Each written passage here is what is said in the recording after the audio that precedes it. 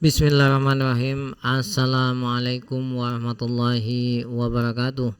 Jumpa lagi dengan kami Saham Hijau, yaitu segala sesuatu tentang dunia investasi di pasar modal. Pada kesempatan kali ini kami akan menjelaskan satu indikator yang menurut kami sangat membantu untuk pemula, baik bagi trader ataupun investor, yaitu MACD. Ini pernah kami singgung di 5 indikator yang bisa mempercepat kita untuk mendapatkan cuan. MACD itu bentuknya seperti ini. Ini nih. Ini ya. Kalau secara bentuk itu ada 2 komponennya, ada histogramnya, kemudian ada line-nya, di mana line-nya juga ada 2 ini. Ya. Dan MACD itu singkatan dari Moving Average Convergence Divergence. Nah ini langsung saya jelaskan fungsi-fungsinya. Ya, pertama perlu diperhatikan adalah 2 garis ini. Ya, 2 garis ini itu menandakan pertama, kalau transaksinya, ini garisnya, itu naik ke atas dan menembus angka 200, ini ada angkanya ya 200 ya, itu menandakan posisi jenuh beli. Ingat, jenuh beli ya. Kalau di atas 200 itu hampir bisa dikatakan itu udah mau jenuh beli, apalagi kalau menyentuh angka 300. Biasanya 200 lah, 250 itu sudah, ini 250 ya, di sini itu udah jenuh beli banget ya. Di sini juga minus 250 itu sudah tanda-tanda jenuh jual banget ini ya. Yang berikutnya, kalau Anda melihat jarak antara garis biru dengan garis merah dan semakin lebar jaraknya, artinya volatilitasnya semakin tinggi. Ya, atau sederhananya itu volumenya semakin membesar. Ya, tapi lebih tepat menurut kami volatilitas harganya, karena jaraknya sudah semakin lebar. Nah, kalau demikian, kalau Anda trader, maka Anda masuknya ketika jaraknya ini mulai melebar. Ya, ini yang kedua. Yang ketiga, yang paling penting itu adalah kalau 2 garis ini berada di atas titik 0, ya ini titik normalnya, ya garis normalnya, itu artinya saham tersebut sedang berada pada tren bullish. Kalau di bawah, ya ini berada di pada titik tren bearish. Anda bisa lihat ini, makanya ini tak saya tampilkan. Kalau sedang di bawah seperti ini posisinya sedang tren bearish, ini turun. Ini Inco ya, saham Inco turun ini. Kalau Anda trader jangan masuk ketika di sini. Ya, masuknya ketika sudah mulai berada di posisi ini. Nah, yang enak dari ini adalah, itu apa? Sinyalnya itu jelas. Jelasnya bagaimana? Kalau garis biru menembus garis merah, kemudian berada di atas garis merah, itu tandanya adalah akan terjadi pembalikan. Ya, akan terjadi pembalikan. Kalau ada pertanyaan gini, loh di sini ada garis biru menembus garis merah, tapi kok trennya masih turun, ya kan? Nah, ingat, ini pembalikan ini tinggi rendahnya tergantung. Ini kan sebetulnya seperti ini. Ya, menembus, ya naik sedikit, tapi kemudian turun lagi. Ini kan tembus lagi ke bawah, ya garis birunya itu. Nah, maka sekali lagi ingat, perhatikan line-nya ini berada di mana. Kalau berada di garis bawah titik 0 maksudnya, maka itu artinya trennya bearish. Walaupun ada pembalikan, biasanya pembalikannya itu tidak begitu kuat. Kecuali kalau udah nembus ini, ya. Loh, kemudian apa fungsinya kalau di sini? Ya nanti kita jelaskan. Ya ini yang berikutnya. Maka sinyal ini tuh sinyal yang paling mudah, karena tinggal memperhatikan garis saja. di sini udah di atas jenuh beli orang, garisnya menembus garis merah, sell. Sederhananya seperti itu. Ini garis biru menembus garis merah, buy. Sederhananya seperti itu, ya. Ini yang berikutnya. Yang selanjutnya perlu diketahui yaitu dari sisi histogram ini. Ya, apa fungsinya ini? Pertama, kita harus mengombinasikan antara ini dengan ini. Contoh, ya, ini trennya turun, ya, trennya turun. Posisi di sini crossing, mau naik, tapi perhatikan dulu apakah penjualan pembeliannya itu kuat. Ini kan hijau, pembeliannya kuat, kita tahu guys, ya. Nah, volume penjualan ini lebih rendah daripada ini, belum tentu naik, ya. Kalaupun naik, naiknya tipis, ya. Terbukti di sini masih ada penjualan, ya, ini ya. Kecuali kalau ini, nih. Nah, ini sama ini tinggian ini, ya, ini pokoknya ilmu garis menggaris saja, gak susah-susah ini namanya garis menggaris. Nah, ini lebih tinggi, lihat. Nah, naik. Nah, ini pertanda volume sudah membesar. Anda lihat ini, ya. Kemudian berikutnya perhatikan penjualannya. Nah, ini yang jual sudah lebih rendah daripada sebelumnya. Ini kan lebih pendek, ya. Sudah ini, udah ada tanda-tanda. Apalagi sekali lagi, apalagi sudah mulai di sini yang namanya garis ini. Nah ini set, udah sama ini, ya. Nah, udah sama, udah gitu garisnya udah mulai nembus ke atas, sudah. Ini udah mulai tanda-tanda mau naik. Nah, ini fungsinya semakin tinggi garis ini semakin tinggi, ya. Semakin tinggi histogram ini semakin kuat daya belinya. Begitu juga dengan ke bawah, semakin turun semakin kuat daya jualnya. Kalau Anda bertanya gitu, loh, gimana melihat ini kan tanda mau turun? Perlu diingat prinsip yang pertama.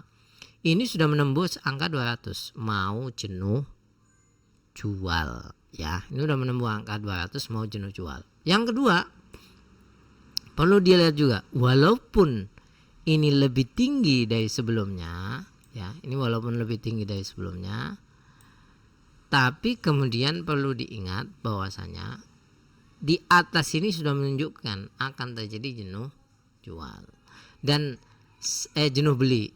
Dan perlu diingat, ya, sangat jarang namanya momentum ini hijau semuanya, pasti ada merah-merahnya, ya. Apalagi kalau Anda melihat transaksi ini nih, lihat garis yang sebelumnya itu lebih pendek daripada garis setelahnya. Nah, ini kan lebih tinggi. Berarti setelah ini akan terjadi momentum penjualan. Ya, itu Anda harus jeli ketika melihat seperti ini. Nah, bagaimana dengan trader, dengan investor untuk menggunakan MACD ini? Yang pertama, kalau Anda trader, saran kami, berdaganglah ketika sudah mulai mau memasuki tanda-tanda akan berada di titik nol. Jadi di sini nih udah mulai nih, ya. Di sini udah mulai. Kalau misalnya ada pertanyaan, loh, ini di sini tapi kok kita nggak mulai masuk? Ingat histogramnya ini. Yang ini lebih rendah daripada yang ini. Nah, kan garisnya kelihatan. Maka tidak kuat. Ya. Nah, kemudian kalau misalkan Anda investor, ya, mulai masuk ketika pertama garis merah dengan garis biru selalu berdekatan. Karena apa? Ketika itu orang yang jual dengan beli itu udah tipis, transaksinya udah terjadi jenuh jual, sehingga sudah mulai mencari momentum naiknya kapan. Anda tinggal nunggu garis naik. Jadi kalau investor, ya, kita belinya di sini nih. Ini sudah kita watchlist nih di sini. Kan udah nembus 200, ya. Udah mulai mau jenuh jual nih. Tapi kapan? Anda harus sabar. Ini loh rentang waktunya dari November sampai 2024. Ya, kalau misalkan kita ngelihat Inco di saat sekarang ini sudah mulai. Kita sudah mulai harus memasukkan dalam watchlist. Ya, kalau seperti ini. Nah, contoh dari apa yang kami lakukan adalah kita lihat ini. Dari saham yang kami beli. Nah, ini saham WiFi kami beli di harga 150. Wood di harga 200. Mari kita lihat grafik sahamnya. Ya. Nah, ini dia. Wood itu 200, ini kan paling bawah. Ya kan? Dari tren yang turun, apalagi kalau kita rentang 3 tahun. Nah, paling bawah ini. Udah mulai tanda naik. Sekarang posisi di 210. Apalagi WiFi ini. Nah, ini kami di 150. Ya, sekarang udah 220. Ini juga posisi agak paling bawah lah. Ya, kalau paling bawah banget kita bandar berarti. Tapi kan agak paling bawah. Nah, bagaimana kita bisa sampai mendapatkan seperti itu? Ini contoh 2 aja ya, jangan banyak-banyak ya.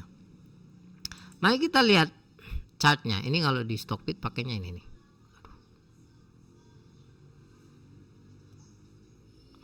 Nah, kita lihat di Stockbit. Nah, ini kita lihat. Pertama, ini kan tadi di sini ya. Saya transaksi di sini.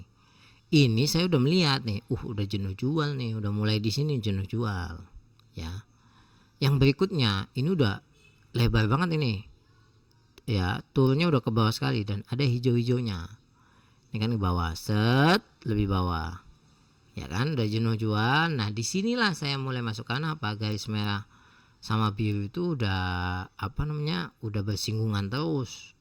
Ya, bersinggungan terus.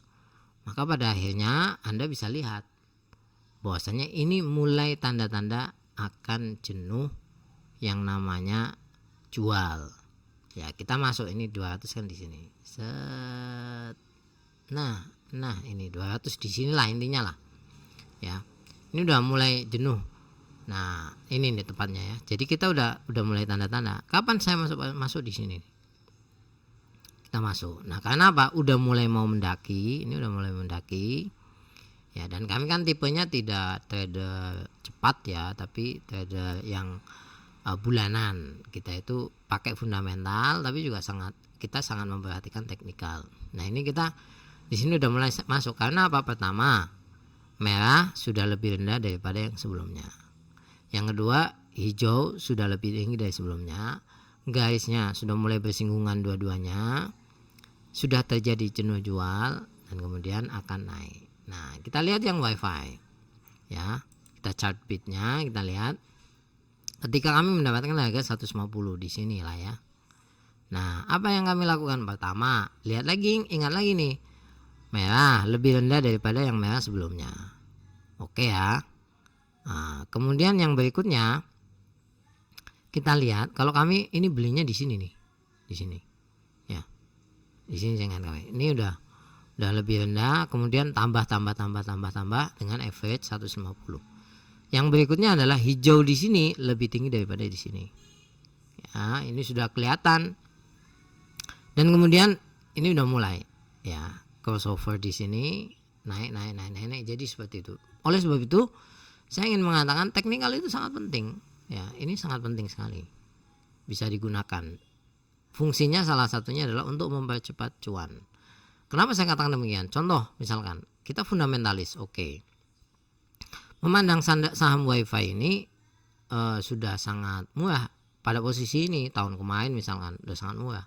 Tapi kalau kita ngelihat ini belum ada konfirmasi mau naik.